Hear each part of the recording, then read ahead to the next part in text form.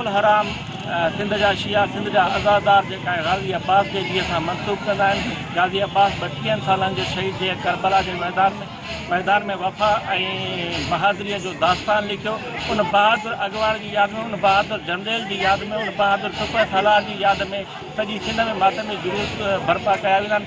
Asghar Elmo अमल तहरीक पारां अॼु बोज़दार वॾा में बि हिकु मिसाली जुलूस जेको आहे उहो कढियो वियो आहे। वाज़े थो करे ही पैगाम थो ॾिए त ही जुलूस के हिकिड़े मकतब फ़िक्र जा न आहिनि, बल्कि ही जुलूस अगरि आहिनि त काइनात जे हर मज़लूम इंसान जे लाइ ही जुलूस आहे। सभु इंसान जेके हक़ जा तलबगार आहियूं, जेके अदालत जा तलबगार आहियूं, सभु हिते असां गॾिजूं था। जेका मौला हुसैन अलैहिस्सलाम उहा तहरीक शुरू कई, असां उन तहरीक जो हिसो बणिजणु था चाहियूं।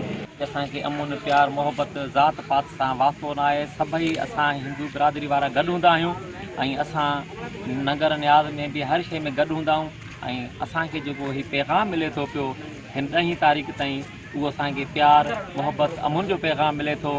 जुलूस में शामिल हर फ़िरके, हर मज़हब ऐं हर तबिके जो माण्हू इहो साबित थो करे त इमाम हुसैन अलैहिस्सलाम हक़ जो इमाम हो।